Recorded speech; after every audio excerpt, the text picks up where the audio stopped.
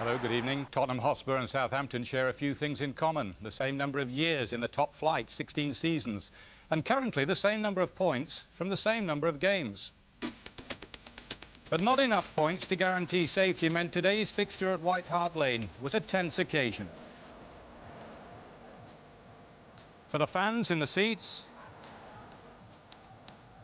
for the men in the boardroom, and of course the boys in the dugout. Similar pressure for Joe Royle, his struggling Oldham side, away to a Newcastle setup, still hoping for a place in Europe.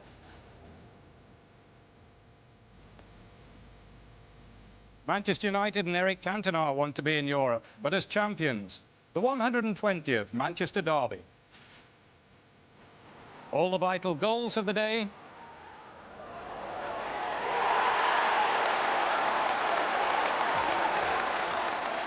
And Alan and Trevor. Off to White Hart Lane then, where Spurs last won in the league at the beginning of October. Your commentator is Tony Gubber. The faces of the players confirm that there's too much at stake for them to enjoy the last few moments before kick-off. A win for either Tottenham or Southampton could ensure their Premier League survival and relegate the other. But how much harder for those who can only stand and watch. Matthew Le Tissier, Francis Benali and Ian Dowie all out of Southampton's team this afternoon because of one-match suspensions. Well, Tottenham haven't won at home in the league for 6.5 months, but they have picked today from a full squad. Number 7, Nick Barmby, number 9, Darren Anderton are both fit. Number 10, Teddy Sheringham, continues his comeback with his 5th appearance. And there's just the one surprise, Kevin Scott left out of defence. He's replaced by 19-year-old Stuart Nethercott. Well, the Southampton absentees may yet prove most significant. It means that number 10, Neil Maddison, will be employed as a lone striker. He's Southampton's top scorer with just 5 goals. Steve Wood, number 18, and Kevin Moore, number 17, both return in defence. And back too comes 19-year-old winger Neil Heaney, a recent signing from Arsenal. Paul Durkin of Dorset, the referee, checking watches on both wrists. And Southampton begin the match attacking the goal to the left. And there'll be many in this Tottenham crowd remembering that back as recently as October, Spurs were 5th in the Premier Division, but it's been a steady slide since then down into the places now just above relegation. At kick-off, both teams with 39 points from 38 games, but Oldham lurking behind them, having played 2 games less. And how much are Tottenham in that dilemma because of Sheringham's long absence? He's been back in the last 5 matches, scored in his first 2 appearances back in the team. Here's Barmby, got in the strike.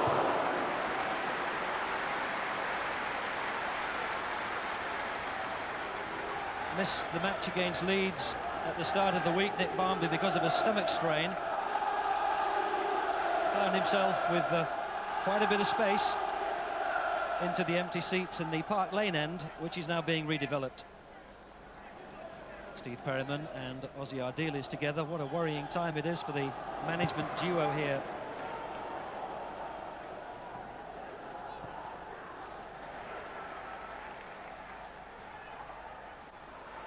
And Thorstvedt resisted the opportunity to just hoop it upfield. Tottenham perhaps keeping faith with their reputation. Although maybe the strong wind into which he would have had to kick it as well had something to do with it.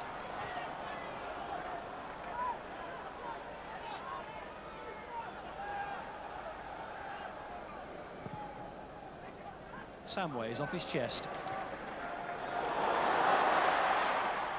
Samways knocks it back in. Sheringham's just onside. They're piling in here.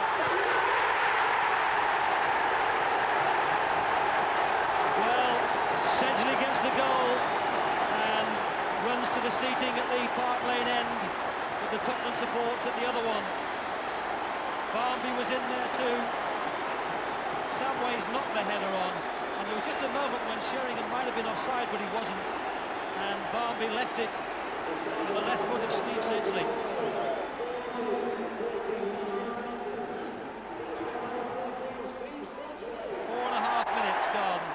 Sedgley's 6th goal of the season, and that's just the start that Tottenham would have wanted and Southampton wouldn't.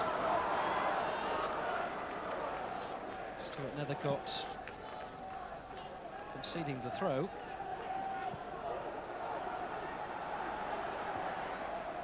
That was always difficult for Paul Allen, and they might have left themselves short here, Southampton. Players had gone forward in that situation, and there was never a ball delivered into the penalty area. And when Tottenham had possession, there was a moment when they might have been stretched. And it's finally a free kick.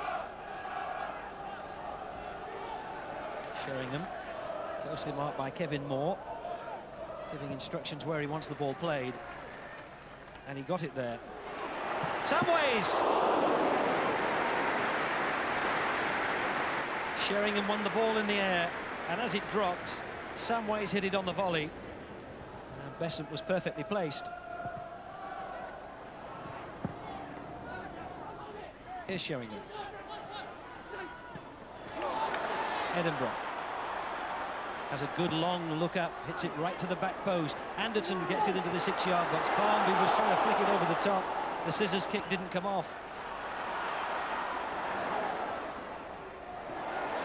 It's still in play. Anderson in possession.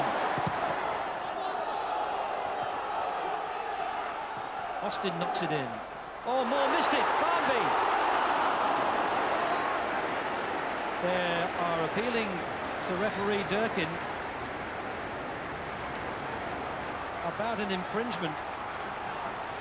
Moore completely missed it, and the feeling is, and it's confirmed by that picture, that Steve Wood was holding the shirt of Nick Barnby as he tried to get his head on that ball. We have the advantage over the official, able to look at the replay. Heaney. Barnby slipped. Still Heaney, bustling through. Nethercott, who got just the important connection, but here's Magilton. Mabbott. This is Simon Charlton. They're calling for it out here. Here's Maddison. This is Kenner. Still Kenner. Hit by Witherington, he hit the foot of the post. And that's as close as Southampton have come, and you can't get any closer without scoring. They were very patient in the build-up. That was teed up for him neatly, and he'd certainly beaten Thorstvedt.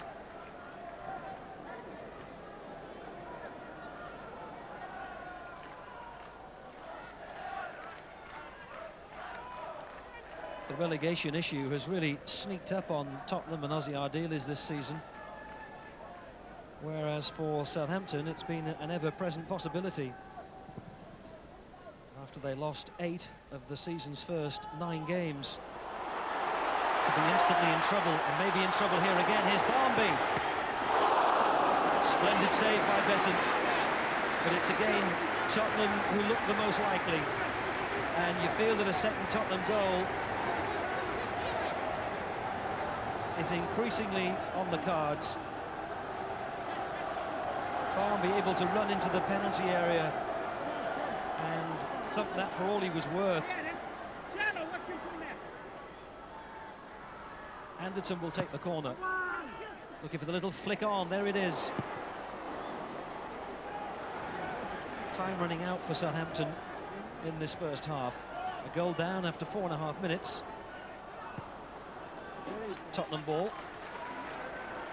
The suspended players wishing they could be out there. Here's Anderton. Beautifully over the top for Samways. Witherington with him. Driven in low. Anderton nearly got a piece of it. As the whistle goes to end the first half, Tottenham leading by that Steve Sedgley goal after just 4.5 minutes. And you feel that Southampton will have to be much more adventurous in the second half if they're to make some impression on this match and get some priceless points, because their predicament at the bottom of the Premier Division increasingly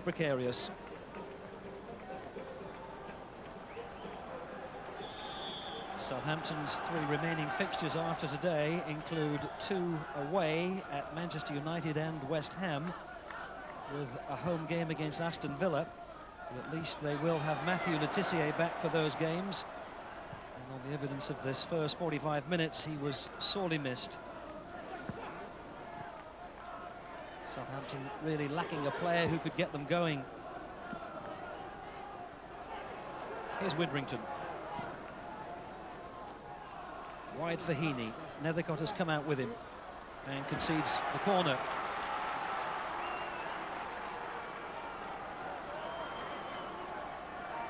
Everybody's come up from the back. 17 is Moore, 4 is Magilton, Moncau's there as well, and Wood. And it was Steve Wood who got the header. Easily plucked out by Thorsvedt. Larry McMenemy, now director of football at Southampton. Previously, of course, the club manager. Aston, first time.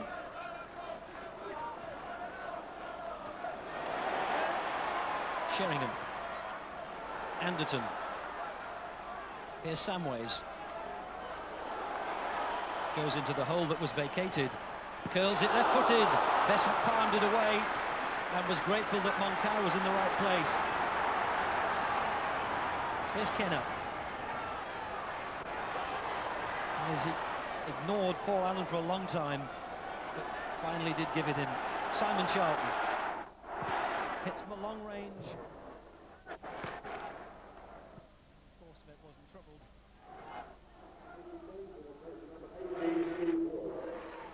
Nicky Banger on as a substitute for Southampton. Steve Wood, the player who's gone off, so Alan Ball has sacrificed a defender for an attacker. There's real urgency about Southampton with a quarter of the match remaining. Moncau dropped into a hole where there wasn't anybody. Anderton. Samways. Samways released, and this was always going to be the danger. Samways, right foot, great strike, good goal, Tottenham 2. And there's relief etched on every Tottenham face. A bit of individual brilliance from Vinnie Samways, just wide of Besant, but the opportunity really coming about because Southampton had changed their structure and put on another striker and sacrificed a defender. 66 minutes gone, and Tottenham now with a little bit of breathing space. Abbott just knocked her. Barmby will chase it. Widrington stays with him. Oh, and he's lost it out. Barmby. Sheringham wants it back. They took too long, did they?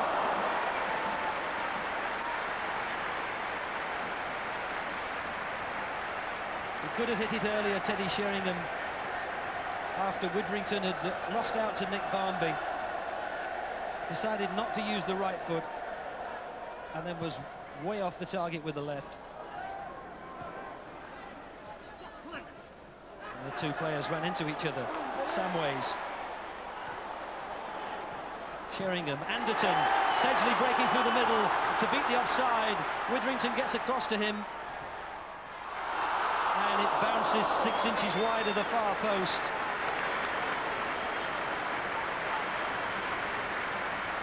This is Vinnie Samways, who's limping off, and a little earlier in the match, when he chased the ball with Besant and stretched, looked as if he might have pulled a hamstring.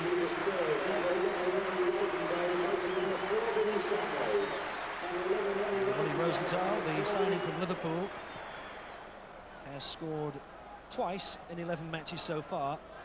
And Ossie Ardiles will certainly be a happier man when the final whistle goes.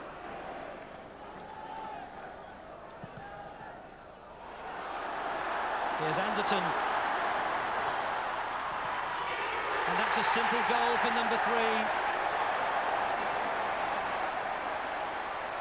And Southampton look very, very dejected.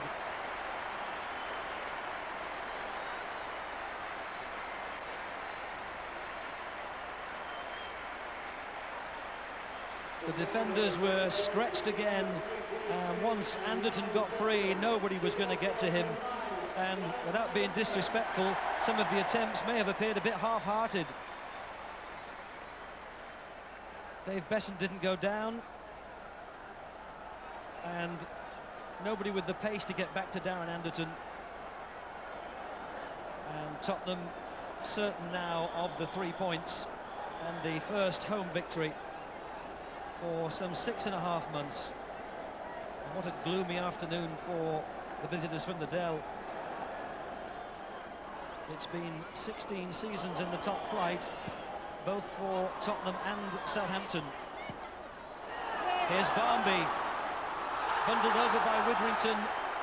No free kick.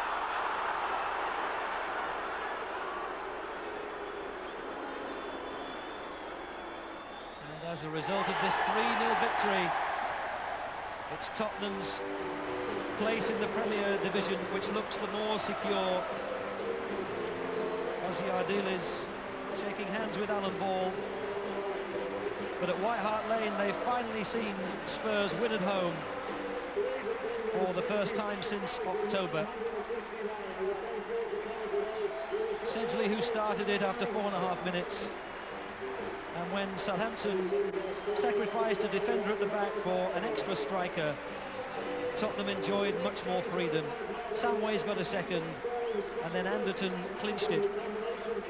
Darren Anderton, the player whom Alan Ball brought into football when he was manager of Portsmouth. Final scoreline at White Hart Lane of Tottenham 3, Southampton 0. We let ourselves down today.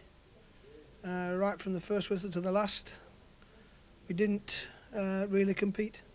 It's not like we have been doing.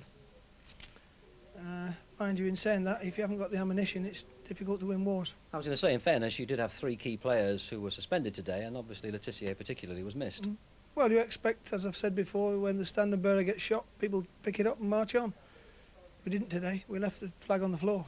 The results have gone on for us today. But having said that, we still need results. We can't count on the other teams getting beat. We need to go to Wimbledon next week with the same attitude that we had today. And if we do, I'm sure we'll get a result. You've got 3 games remaining, but unfortunately 2 of those are away now, aren't they? Is it West Ham and Manchester United? Yes. It's not going to be easy to win there, because you desperately need points. Of course we do. In saying that, you know, you've just got to look. You know, last week we were very, very happy. This week we're disappointed. That's football. We'll pick ourselves up for next week. We've got Aston Villa at home. Let's go and beat them. Trevor, even accepting the suspensions of Matthew Le Tissier and Ian Dowie, the Southampton formation seemed a trifle defensive. Well, I was surprised, you know, without Le Tissier and Dowie. I thought he'd play one of his reserve strikers. I mean, he's got Banger and Maskell, but he left them on the bench and played as an isolated attacker, Neil Maddison, who's more of an attacking midfielder, and then packed it with a 5-man sort of backline. Tommy Witherington then sort of anchored in midfield, trying to pick up Vinny Samways. And even with all those numbers back, they defended poorly all afternoon. I mean, you know, even in the opening minute, we've got a long throw here from Steve Sedgley. It's flicked on by Stuart Nethercott. And Nick Barmby somehow gets some space. Look, 6 defenders at Southampton, and nobody's actually manages to close him down and stop the shot. And if you have got a defensive formation, you know, the last thing you want to do is concede an early goal. And the first goal was after 5 minutes. I think Southampton are hard done by with an offside decision here. There's Vinny Samways heading on, and definitely Teddy Sheringham a yard or 2 ahead of the sort of last defender. But when he's knocked back in, look, 2 Spurs players not picked up from midfield, and Sedgley and Barmby fighting over who's going to put it in the net, and Sedgley promptly did. But even from then on, I mean, Southampton never able, with that lone striker, able to get out of their half. And here it looked as if Barmby was going to add another goal. And of course then when we see the replay, we know why. When Ken Moore misses it at the near post, Steve Wood definitely tries to swap shirts, doesn't he, before half-time, and that stops those little legs reaching the header. But I mean, there were soft goals as well, you know, the 2 in the second half. One decision for Spurs there, 1 against. There's so much tugging of shirts and shorts and things. I think you've got to paint skins or something to get the answer. Yeah, I mean, Alan Ball was quite right. He must have been disappointed, because I'm sure from Spurs' point of view, they must have been expecting a tough game. But it was far easier than they could have ever anticipated. But Spurs will be encouraged, won't they? Yes, and I think that win will ease them clear of trouble. They still need a point or 2, as Teddy Sheringham said. But I think the confidence from that, they'll edge away now. A battle for Southampton. Definitely. Well, there was anxiety at Old Trafford this afternoon as well, but of a different nature to White Hart Lane. For Manchester United, championship nerves needed to be calmed. For Manchester City, the aim was to remove all the worries of relegation. Local pride, as always, added to the occasion. Back for United, Roy Keane, Lee Sharp and Eric Cantona after his 5-match suspension. City keep the side that drew with Norwich last Saturday. Clive Tilsley, the commentator. Here's Kanchelskis. Make up for Hughes, good save by Dibble. Courageous goalkeeping. Manchester City have the relief of a free kick. And here's Rustler in a good position. Both Carl and Walsh in support. Just a little bit too strong for Paul Walsh. Lively opening though. Particularly by Uwe Rustler. Andy Dibble made an excellent stop from Mark Hughes at one end. Ran kindly for Hughes. Good, brave goalkeeping. But almost immediately, Manchester City themselves are on the attack. Rustler set up the opportunity, but Paul Walsh, who scored a couple of goals here for Portsmouth in a League Cup tie in January, just couldn't quite reach the ball. Kanchelski's not quite on the same wavelength as Hughes there. Walsh finding Rocastle. Here's Walsh again. Taking on Bruce. It's squeezed back and there's a chance there. Hit the post. Uwe Rustler denied by the woodwork. And another clear indication of Manchester City's intentions today.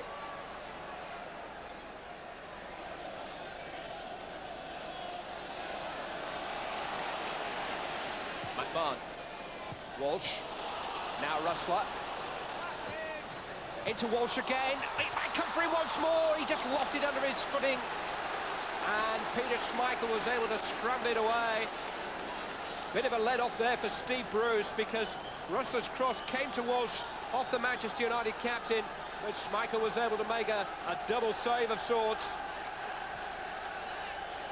Chance was gone before Walsh truly realised it.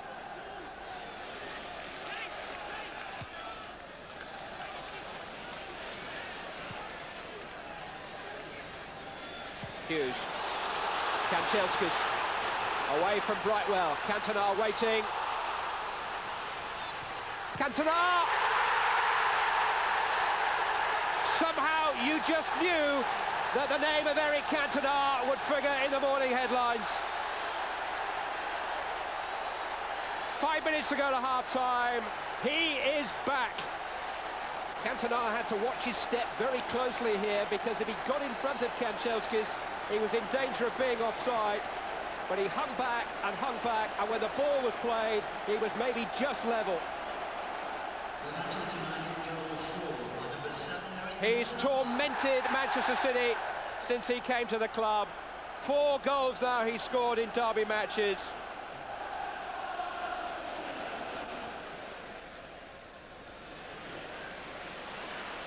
Hughes to Irwin. Keane. Roy Keane! Well, the Blue Sea parted for him. And it was a good shooting opportunity. Plenty of power, not the required accuracy. Unbelievably, we've got sunshine and rain in the closing moments of this first half. Cantona is onside. It's 2. And that little bit of je ne sais quoi which Manchester United have been missing has returned.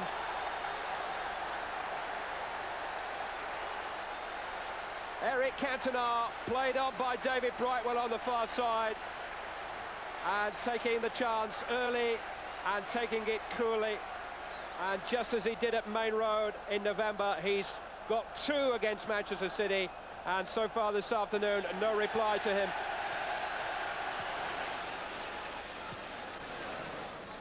Vonk, Beagrie. Away from Hughes. Support from Rocastle. Three waiting in the middle. Still waiting. Walsh. Strong defending by Pallister. Keane mopping up behind him. Ian Brightwell leaving it for Peter Beagrie. Schmeichel couldn't hold, with Russler closing in. The ball just sort of died in front of the Manchester United goalkeeper and he was able to regather it. Beagrie's shot, it caught a harder part of Schmeichel's body. It might have bounced out to Russler. Here's Sharp though. Cantona. Played in towards Sharp again. Dibble out with a good defender's slide tackle, which is more than could be said for his captain in front of him. Kell missed Cantona altogether.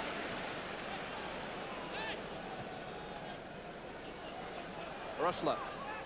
Beagrie.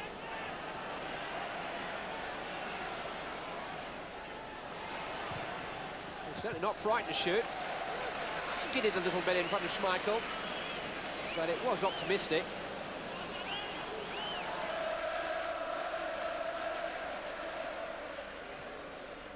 David Brightwell. Paul Walsh.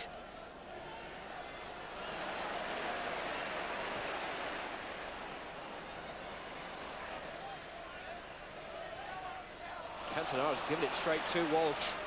Here's Rocastle.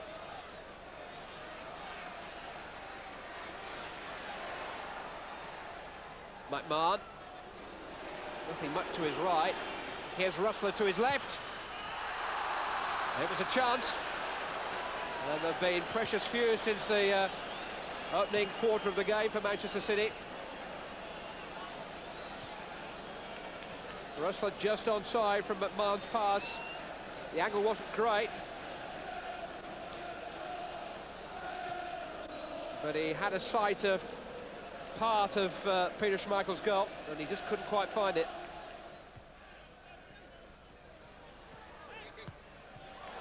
Giggs has found Keane. Really has been full of running again today. Still Keane. His effort gets applauded by Cantona, who was waiting with his finger on the trigger in hat-trick position. I'm calling for it.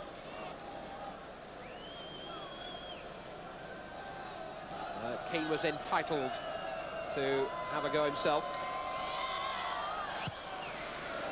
Brian Horton, who's been complimented for the dignity that he's shown amidst all that's been going on at Manchester City, but there's a good deal of resilience and determination about him too, the same resilience and determination he displayed as a player. A very good captain at the likes of Brighton and Luton. Over to you, Blackburn. Manchester United have a clear lead at the top for the first time in almost a fortnight, with 2 goals from Eric Cantona. No other team in the Premiership would have taken greater pleasure in checking United's title stride today, but the leaders have taken care of local business, and Alex Ferguson will enjoy his Sunday lunch tomorrow. Final score, Manchester United 2, Manchester City 0. There's something inevitable about the fact that Eric Cantona's name would figure in the headlines, and it does. Well, yes, he's scored 2 goals. His record is fantastic. I mean, you look at the games he's played for us and the number of games we've lost when he's in the team, very, very, very few. And he scored 2 goals today. What more can you ask of the man? He's actually probably had better games for you, hasn't he? Well, actually, I thought he needed a game. And when you consider he is a big lad, you know, although he's trained very hard this week and the week before, he had a week's holiday in France before that. 3 weeks off at this time of season is hard. You know, a week they can handle, but 3 weeks they definitely need a game. So he's had it behind him today, and I think it'll be better for it.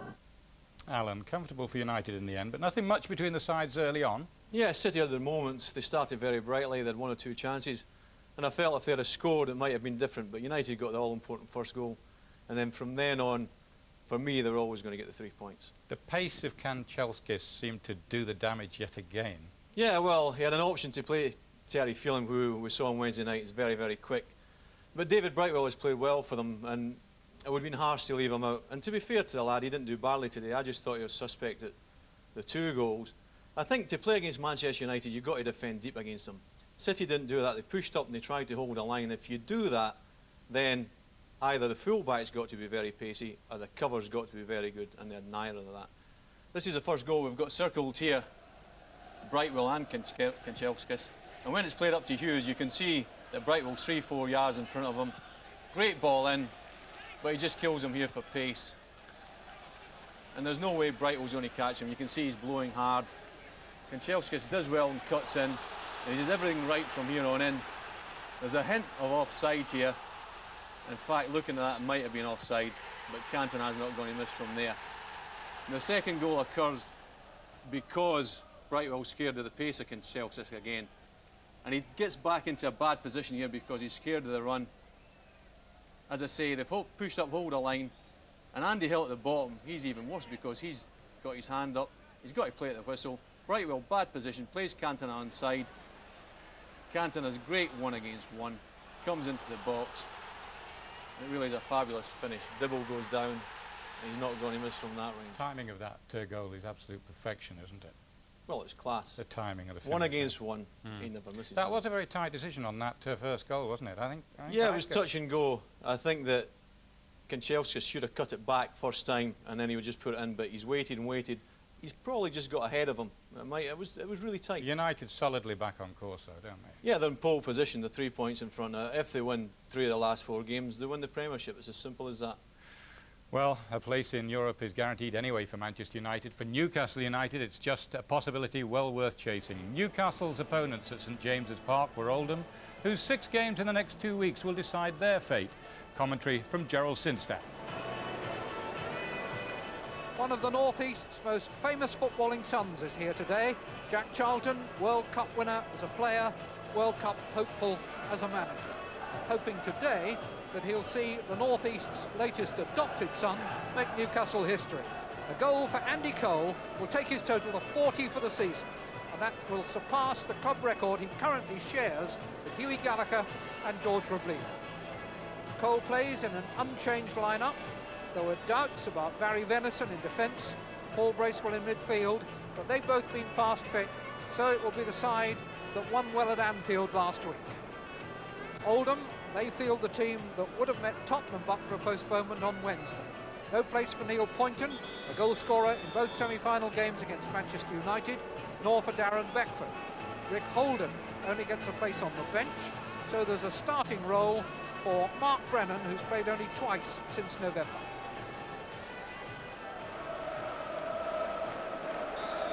They say it's a marathon, not a sprint, but for some it ends in a sprint just the same. Oldham still have 6 games to play, including 3 in the last 5 days of the season.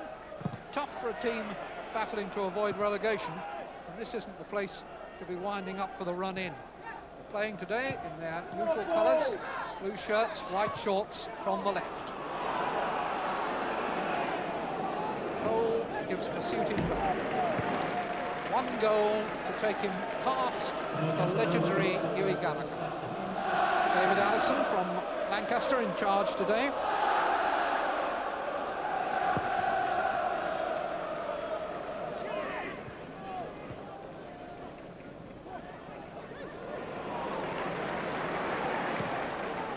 Driven forward by Nielsen.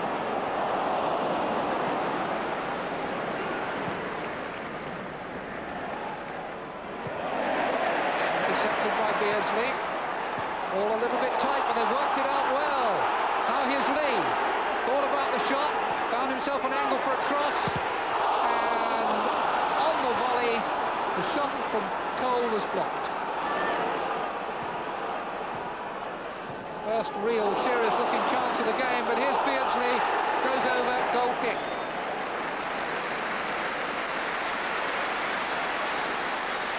Andy Cole certainly wound himself up there for the record-breaking goal. Lee's cross set himself beautifully for the volley, but it was Macon who got in the way.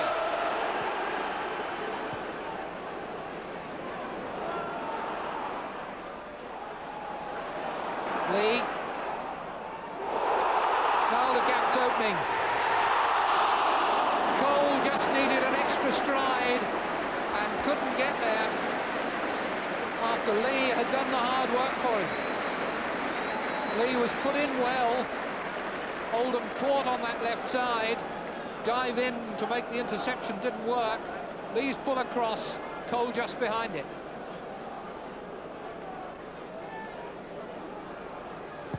Andy Cole must feel the way the day is going. If he's just patient, chance will come.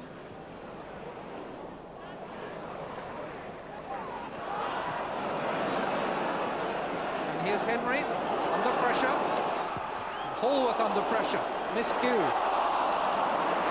Sorted it out now, but Fleming still has to backtrack. And Oldham are forced by Newcastle's persistence to concede the throw. Here's Beresford.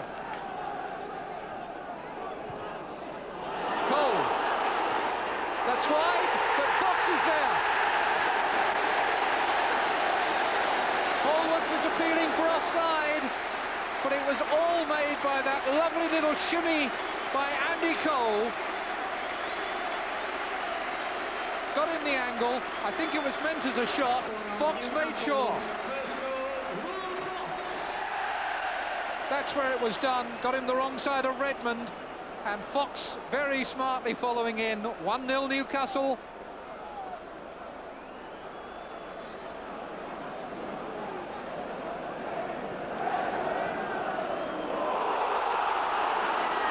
And now, in again. Fox crosses this time. And Oldham are in some disarray. Craig Fleming this time, putting it only just over his own bar.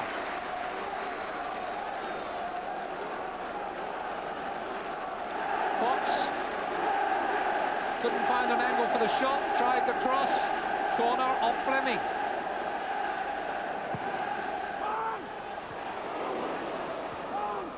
And away, that's what it needed. Henry hasn't got it very far. Oldham need to regroup.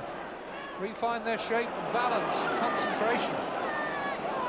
Lee's touch. Milligan couldn't win it, and it's going to come back at Oldham again.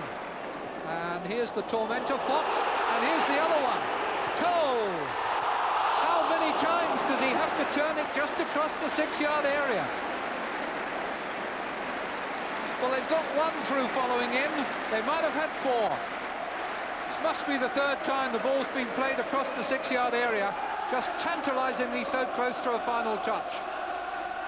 So far, just the goal from Fox to show. And here he goes again, and he's away. Now he can it surely. Good save. They are just pouring through this Oldham defence. Cole getting the ball at his feet once again, and this time not from an angle. Rode the challenge well, but didn't the goalkeeper do well?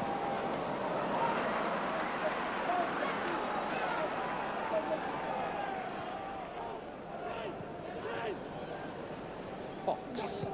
Support from Venison. And Lee. Harassed by Milligan. Venison stays in the move.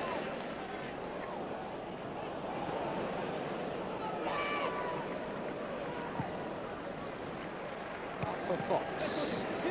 Cole on his own in the middle at the moment. Bide your time. Here's Bracewell. Venison again. Variation in the pace of Newcastle's play. It's been very interesting to see. Free kick in a very central position.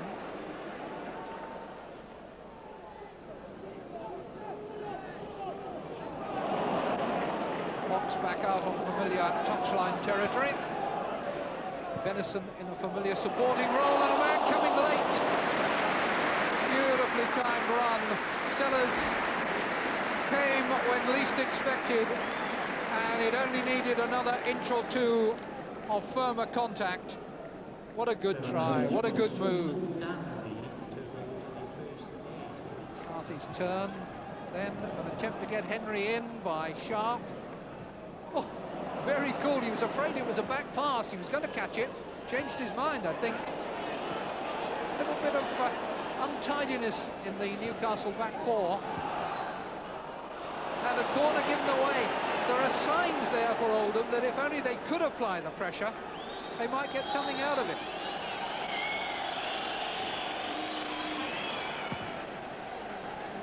Jobson, and Jobson again!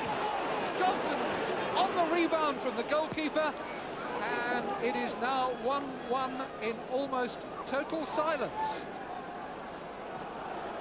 Jobson's header and Jobson's follow-up.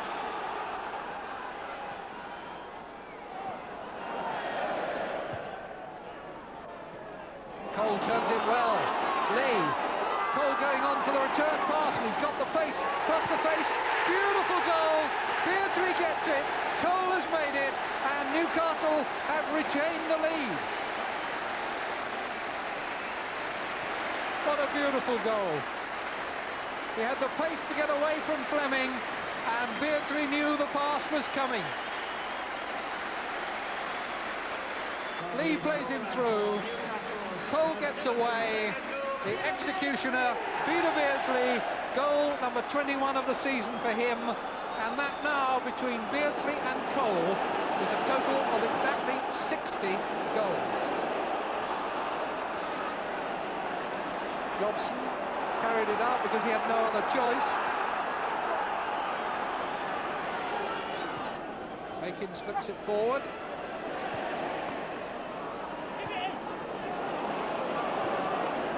Forward by Brennan. Nice little touchdown. Sharp couldn't get a shot in. Yes, he does now, and it's equalised. This is a game they are not going to believe back in Oldham. Milligan couldn't get the shot in. Sharp not the first time, but very cool the second. Once Srnicek had gone down, then it was easy. But it was a well-taken goal. 11 for the season for Graham Sharp, and it's 2 apiece, and we've had 2 in a minute. It's important that we remember that this is not just a game battling to escape relegation by Joe Royle and his men. This is also a game about competing for a place in Europe by Kevin Keegan and his men.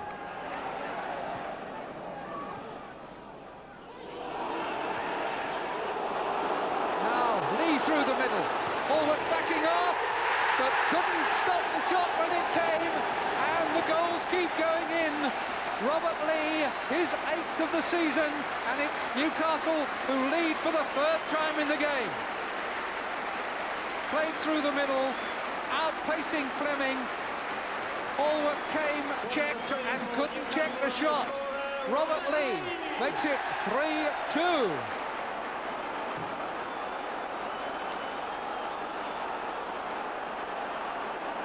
That's Newcastle's 90th goal this season. It's well controlled. Advantage played. Sellers has the ball. Newcastle maintained the pressure. Wasn't a good enough tackle. Second one was fine. And in the end, Beresford was stopped. Only goal for Newcastle. He scored a year ago. All he got there was a corner after he'd gone through one tackle, couldn't get past the second.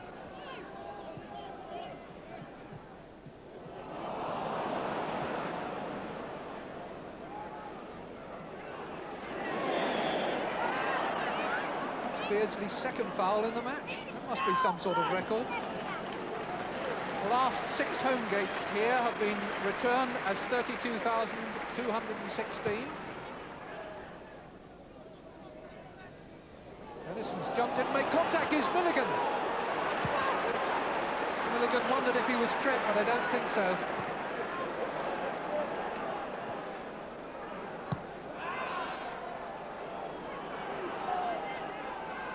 Srnicek was the man in absolutely at the death with his legs.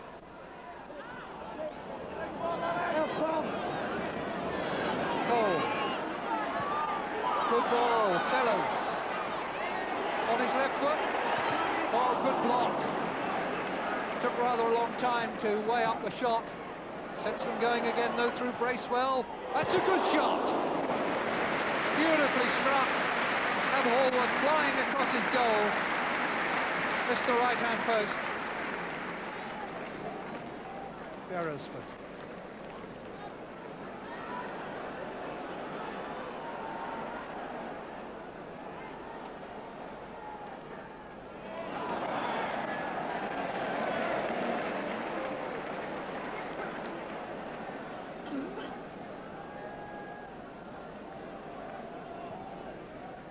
Get on with it. Fox and Cole in the penalty area. Beardsley trying to tuck the pass in between the defenders. Doesn't succeed. But Oldham, who desperately need a goal with 2 minutes left, need some urgency, need some accuracy. Venison had a good game. Good pass.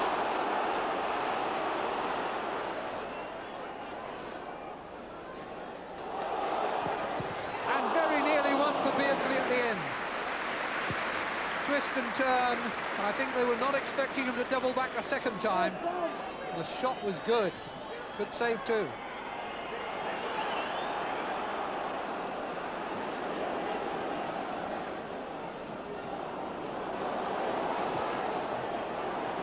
Cole, could he do it in the last minute?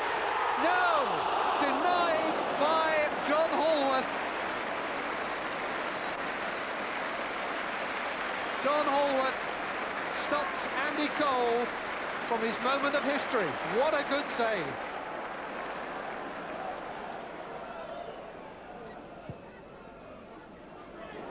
We're in stoppage time. This is Bracewell. Applause when Beardsley gets the ball. They love him up here, and well they might.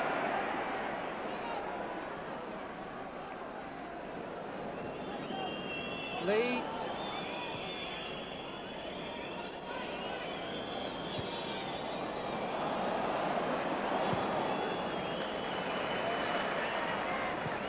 Forward by Nielsen.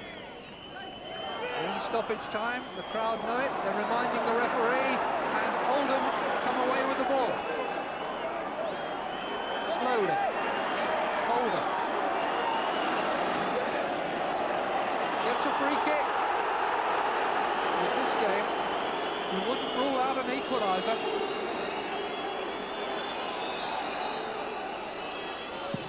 Thrown plenty forward again, and that's a better looking one. Redmond couldn't beat it to turn it back in.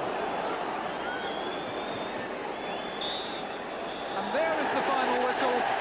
Newcastle stay on course for a place in Europe. Oldham remain in position for a prolonged battle against relegation. And one Newcastle personage leaves the pitch disappointed. 32,000 came in the hope of seeing history made.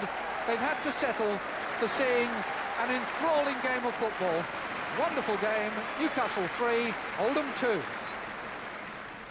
How much of a handicap is the rearranged fixture going to be for you? Well, it's going to be horrific, really. You know, we've got this terrible run in now when we'll be playing every other day, or it seems like every other day.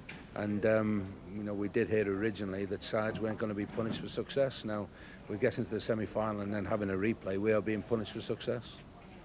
Can you do it? Of course we can do it. We were much worse off than this last year and we came back and did it. Of course we can do it. Joe's got a case, hasn't he, Alan? Very much so. You can't have one set of rules for the top clubs and another set of rules for the bottom clubs. Oldham should have been granted an extension, but having said that, if they play with the same spirit and commitment as they showed at St James's Park today, they'll get out of trouble. Newcastle top scorers in the Premiership, Trevor, but they do look fragile as well at the back.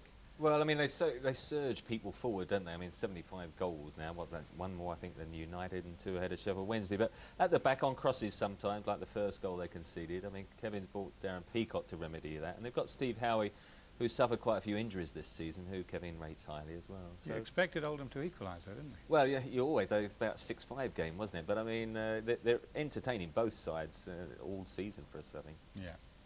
Well, Oldham deeper in trouble then. Let's catch up on the other teams threatened by relegation. Sheffield United's acts of escapology are legendary. Their boundless optimism and will to survive saw them win their final 3 matches to stay up last season and was again in evidence today. Nathan Blake's inclusion proved a masterstroke. He scored the 32nd minute winner for United in only his 3rd start for the club. What's the feeling now in the Sheffield United dressing room? Do you think that you can avoid relegation? We think so, yeah. I wouldn't say, yeah, definitely, we're going to, or anything like that. We're not going to give up the fight, put it that way. We've got 3 games to go, and obviously we're going to just try and win all 3 of them. Ipswich have been dragged ever nearer the edge in recent weeks. A new defeat at Wednesday would leave them teetering on the brink of relegation. The omens weren't good as the visitors went behind after only 6 minutes to a sorry own goal from David Linnigan. And it was quite clear Ipswich would still be left staring into that relegation ravine after they fell further in arrears just 10 minutes later. Gordon Watson with his 12th goal of the season. Ipswich hadn't won in their previous 9 matches. A 3rd Wednesday goal from Andy Pearce 11 minutes into the second half had an air of inevitability about it. Ipswich manager Mick McGivern said the relegation pressure's getting to his team. More Wednesday pressure brought a 4th goal from Chris Bart-Williams. And the rout was completed in injury time by Mark Bright with his 23rd goal of the season, although substitute Graham Hyde deserved most of the credit. Ipswich demolished, demoralised, and with Blackburn and Manchester United still to face. Troubled Everton also have a difficult last couple of matches at Leeds and at home to Wimbledon. A win today would have calmed their relegation jitters, but Anders Limpar was denied by the woodwork, and that was as close as they came. A draw leaves Everton sweating, but they might reflect it could have been worse had Peter Undlove's run been finished off with a shot on target. Mike Walker, the Everton manager, says his side are hanging on the edge. Unlike Ipswich and Everton, the spectre of relegation has been hanging over Swindon for some months now. The bottom of the table's become their home. Defeat today and they'd be straight back down to Division 1. That's how it looked as Wimbledon the merciless went ahead through John Fashionu's superb goal after just 13 minutes. The home side were resilient enough to draw level after 67 minutes through Nicky Summerby. Perhaps one last Premiership fling for Swindon. But it wasn't to be. The equaliser served only to antagonise Wimbledon, for whom Robbie Earle restored their advantage 4 minutes later, with the easiest goal he scored all season.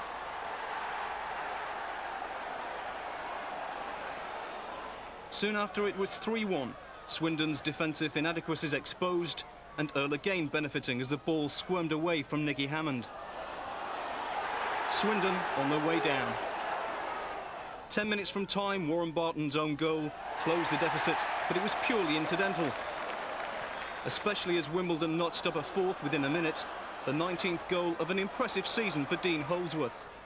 4-2, and Swindon the first Premiership club to be relegated. I was hurting today, so badly hurting, but I would have accepted going down like we had to, because inevitable in the end of the day, because of the points was probably going to happen. But I would like to have, like I said, we want to play every game from now at the end of the season, because our last 4 games have been excellent against Arsenal, Man United, Blackburn, you know, Sheffield Wednesday, and even Ipswich. You know, the total commitment and great football along with it. They've certainly done that. Swindon down after 1 season in the top flight. Any theories on the other placings, Alan? Well, I thought Sheffield United were in trouble last week. A great result for them at Norwich today. Ipswich are in deep trouble. They've got to play Manchester United and Blackburn last 2 games. 5-0 thrashing today. I think you're looking at any 2 from 5 there. Everton are in trouble as well. I mean, yeah, they were away to Leeds and at home to Wimbledon. Ipswich and Everton, I think one of those 2, with only 2 games left, one of them could go. Southampton, I mean, they just stay where they were, just above that danger line. Yeah, well, I mean, we're talking about 5 or 6 teams there, and we're saying they're all in trouble. It's who wins and who loses. Difficult to go for, isn't it? I think one of those other 3 and one from those 2, Everton and Ipswich, I think. A few twitchy moments to come. Plenty of those. Well, tension. Yeah. Still 3 games from this afternoon to cover. First, to Villa Park. Arsenal's 2-1 victory at Villa Park extended their unbeaten run to 18 matches.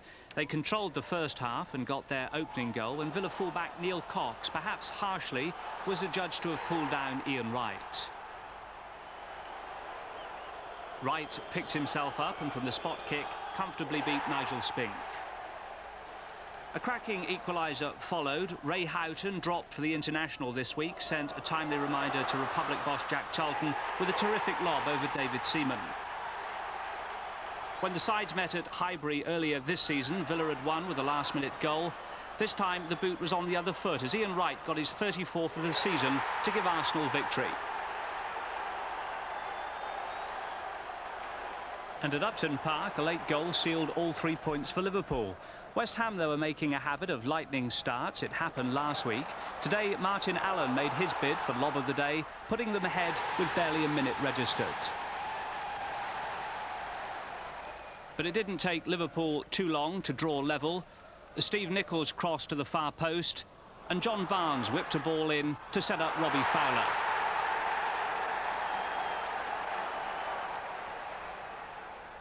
After that, both sides had chances to score, and Liverpool did just 3 minutes from time. Gale's lightweight back pass, allowing Ian Rush to round McCloskey. Liverpool winning 2-1. These two certainly didn't see eye to eye over the incident. 3 weeks today, Chelsea supporters may well be celebrating victory in the FA Cup final. Today there was great frustration at their team's first half performance. Rod Wallace caught the eye, racing past Clark and Wise to create a chance for Gary Speed. The home supporters, though, did have reason to smile. With an hour gone, John Spencer equalised. His goal produced one of the quotes of the season from Leeds manager Howard Wilkinson, who said, "I think if they hadn't scored, we might have got a better result."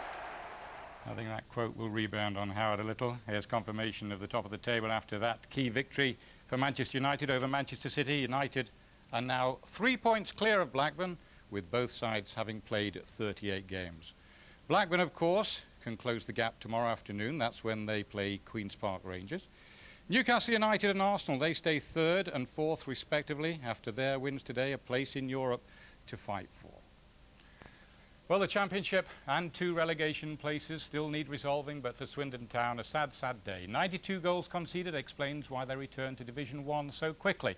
But for their attitude and for their approach, they'll be missed. Good night.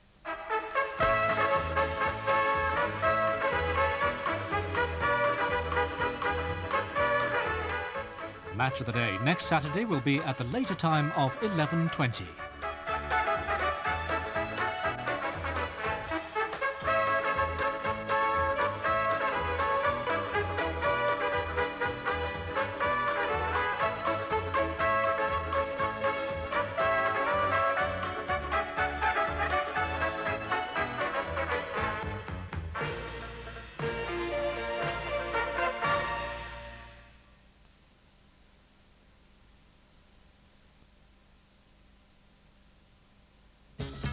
Live from Wembley,